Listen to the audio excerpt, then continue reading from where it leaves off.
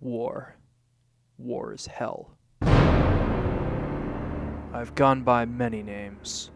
Chuck, Charles, Blockhead. I was never on the front lines in the war. In fact, I was merely a janitor. But from my experience with the Great War, there was one pilot that showed skill and courage like no other fighter. Amongst the bloodshed and fallen aircraft, one top dog took the Medal of Honor. He was the famous Flying Ace, Snoopy.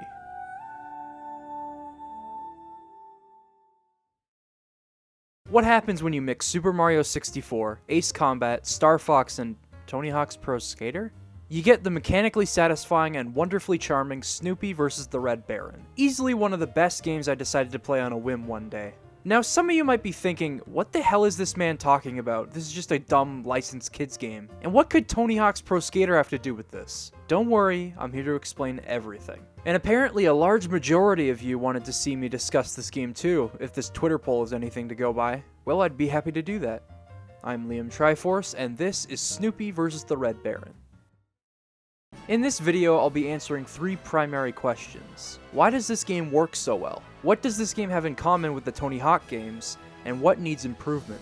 Let's start with, obviously, number 1 on the list. From the word go, it's evident that Smart Bomb Interactive cared a lot about the source material. Despite Peanuts being such a widely renowned franchise, the number of video games based on it at the time of this one's release were fairly slim. The comic had been over for 6 years, the number of animated specials being produced was slowing down. There especially wasn't any need to create a tie-in game for the Peanuts, but Smart Bomb wanted to make one. They found funding with Bandai Namco Games and wanted to create a love letter to fans of the beloved series. As such, the game stays true to the humor of the comics and mimics its visuals in a 3D game quite well. While the 3D models of the characters don't look nearly as charming as they do in the 2015 Peanuts movie, and the humor is used sparsely and takes on its own identity a lot of the time, the gags in place are pretty damn funny. Poor Charlie Brown ends up being the janitor in Snoopy's story. And he gets kidnapped. And he's strapped to a doomsday weapon. They also have some great nods to recurring gags throughout the series, as well as writing that fits the series like a glove. Alright, Linus. You're the intelligence officer. Say something intelligent.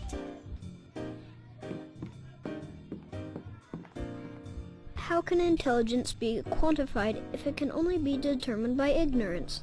We have discovered the enemy is building up a base in the woods. And by we, I mean me.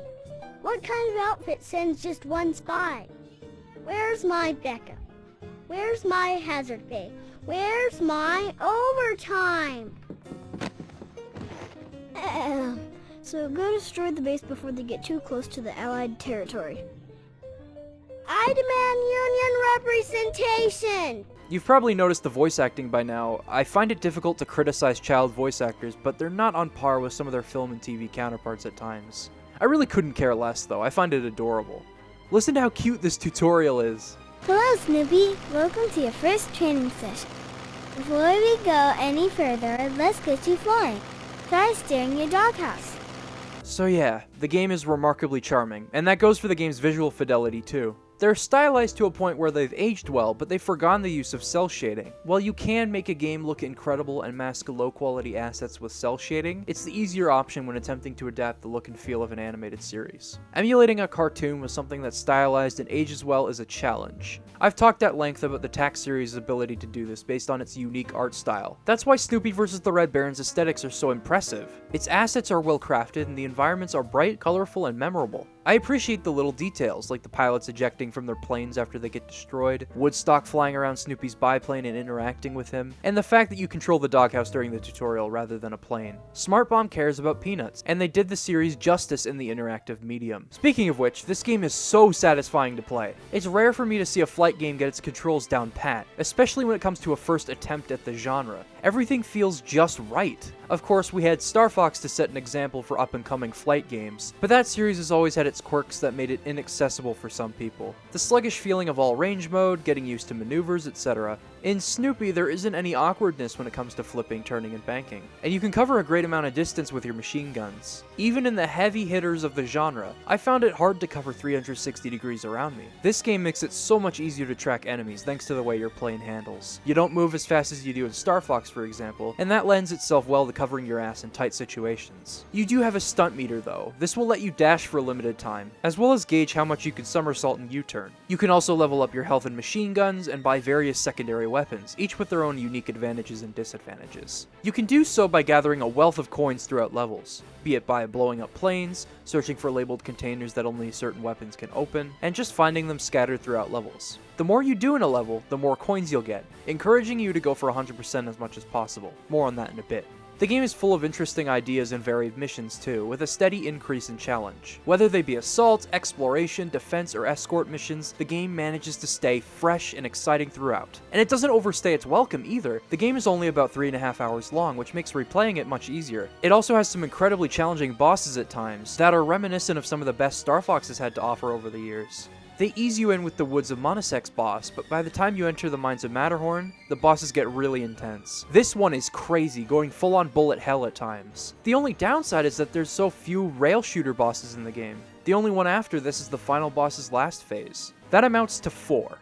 The rest of them are turret levels and, well, yeah, they're turret levels. I would have axed those, added a few more on-rail segments, and a couple of tricky all-range mode bosses for good measure. Overall though, Snoopy vs. the Red Baron borrows the necessary mechanics for a good flight combat game, refines them, and introduces elements that will appeal to a broad audience. It makes for a great introduction to the genre, and something unique for veterans. And that uniqueness is something to cherish as I ask the question, what does this game have in common with the Tony Hawk games? Well, the Tony Hawk series has an innovative stance on 100% completion. It took a while for Neversoft to find their footing with it, going from a downhill skateboarding game, to a freestyle skating game where you rack up points, to Super Mario 64 on a skateboard. Now that's quite a dramatic shift, but it ended up making the Tony Hawk games as prolific as they are today. Rather than just building up points to move on to the next level, you were also completing challenges implemented in the level and collecting things all within a 2-minute time limit. That time limit is the defining trait of the first 3 games. It encourages you to do as well as possible by accomplishing as much as you can in 2 minutes. The combination of the high scores and goals keep fast movement and combo building a high priority. You're working to balance the two while managing massive score streaks by chaining together grinds, flips, grabs, manuals, and reverts. Later games lost the time limit, giving the player freedom to complete goals at their own pace while learning the tricks along the way. While both takes on the formula have their own merits, and I could make an entire video on the series as a whole, and I definitely will one day, the time limit is something that Snoopy vs. the Red Baron carried over from Tony Hawk's Pro Skater. While its Super Mario 64-esque collecting mechanics are evident,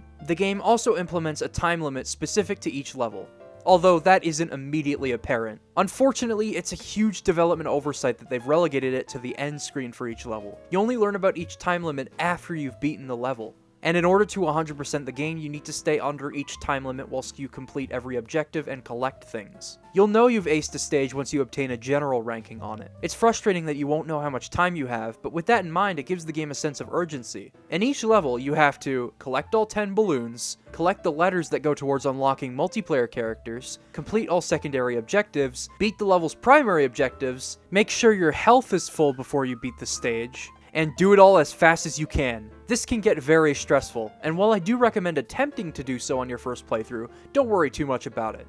Because thankfully, if you ever want to revisit levels on your save file, all of the balloons and letters stay collected, so you can simply go for objectives as fast as you can. Just like Tony Hawk, where you complete a goal and it stays completed on subsequent attempts at a 2-minute run. Obviously, Snoopy vs. the Red Baron doesn't have the same mechanical depth as Tony Hawk's Pro Skater 3, but it's the frame that the game is built around, that 2-minute time limit, that encourages improvement in every area and forces you to think while you play. That's what these two games share. You have to plan out your route, shoot as much as you can, do as much as you can, as fast as possible. This is the main reason the race with Rerun in the Woods of Monasekk is such a fantastic mission. You have to destroy all of the planes and other enemies, collect things, and beat Rerun, all while flying through rings that expire quickly. If you waste too much time before flying through the next ring, you fail the mission. It's great, and it keeps you on your toes at all times. When it comes to unlockables, it really only comes down to playable deathmatch characters, whereas at least Tony Hawk gave you a new stage or character every time you get 100% with a certain skater. But to me, reward doesn't need to be the deciding factor in getting 100%. It's nice to get a bonus, but if the journey is satisfying, why does it matter? Super Mario 64? You get Yoshi on top of the castle. Shantae and the Pirate's Curse? You get a picture. This game? You inadvertently end up with a ton of deathmatch characters. What do all these games have in common? They're fun to fully complete, but they give you a relatively lame reward, and the former is the most important part. Now, of course, this game could have been better, so I'll ask, what needs improvement? Design-wise, Snoopy vs. the Red Baron isn't without its problems. I'm not here to make it out to be the holy grail of flight combat games. As I've previously mentioned, the turret missions feel like a waste of time, and the game really needed more bosses that play like an on-rail shooter. But the issues don't stop there. The one stealth mission that's in the game, if you can even call it that, is extremely boring. Because the only enemies that detect you for a good chunk of the mission are remote-controlled mines, the level becomes an absolute cakewalk. What's worse is if you accidentally fly too high or wander into the spotlights, you have to restart the whole level from the very beginning. And the unique secondary weapons, while varied and fun, are not handled as well as I'd like. In terms of practicality, their differences are substantial. I love whacking multiple enemies with the flame boomerang, or rapidly shooting fireworks at different planes, or utilizing the powerful punch of the pumpkin shotgun. But when it comes to looking for coins, every single weapon can be used to reveal the same results, despite the containers appearing different. That feels like a wasted opportunity. In addition, they force you to use specific weapons for certain missions in very half-baked ways. For example, they introduce you to the flame boomerang through a mission in the woods of Monosec. You have to burn haystacks down to progress, and then destroy the base by burning the support beams to the ground. Cute! But the weapon is never used like this again. It'd be different if weapons were scattered throughout levels and you could pick them up if you had them unlocked. That way you could unearth secrets or something. A huge missed opportunity on their part. And the deathmatch mode is lacking in variety. It just comes down to having deathmatch and team deathmatch modes. Not very creative, despite being a fun distraction for you and your friends. That is, if you're playing on another system. The PC version only lets you play with bots, and you can only play with 2 players on PS2. Wait a second. I just received word that the PSP version has incredible multiplayer. What the hell? Although I don't have any footage of the PSP version, it includes 3 new modes. Capture the Flag, an intense version of tag where one person has Linus's blanket and the other players have to shoot them down, and a mode where one team defends a site from being blown up by the other team. Well, if you have 5 other friends with PSPs and 5 other copies of the game lying around, which I highly doubt, this will most likely be an incredibly fun experience. It's a shame that this didn't carry over to PC or PS2 in some form. Despite Snoopy vs. the Red Baron being a fun ride throughout, it needed some work, and I would have loved to see its full potential be realized.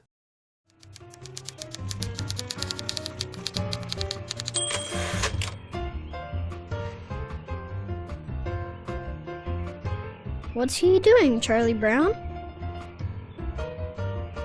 I think he's working on a sequel.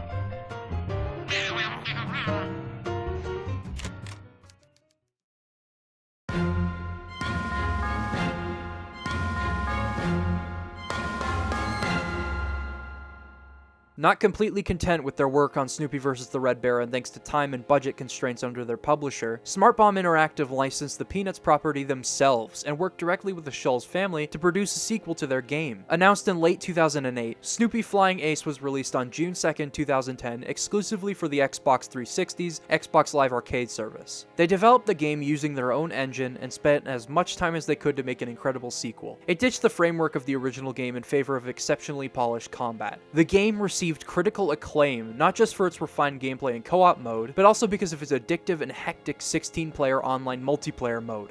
Unfortunately, I never got to play this one because it was removed from all of Microsoft's digital storefronts after the license expired. In addition, Smart Bomb has since rebranded and now focus on making Flash games exclusively for kids. It's a sad way for this game to end, lost to the sands of time thanks to the lack of a physical release. I can't find any codes for the game online, and to be honest, I even took it a step further and considered downloading the game in some way. But aside from a playable demo that's still available, I came up empty-handed. I guess I'll never know for myself if their changes were for the best in regards to the campaign, but I am livid at the idea that I'll never be able to play the game's online multiplayer. However, what we do have on our hands is a fun flight combat game that goes above and beyond what one might expect from a game of its type.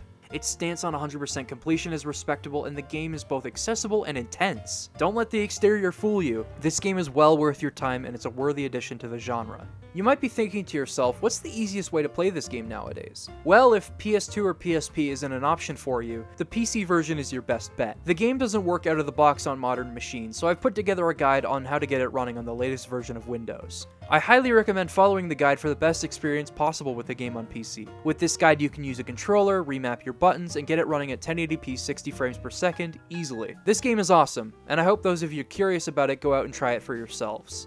With all that said, I've been Liam Triforce, and I'd like to thank you for watching.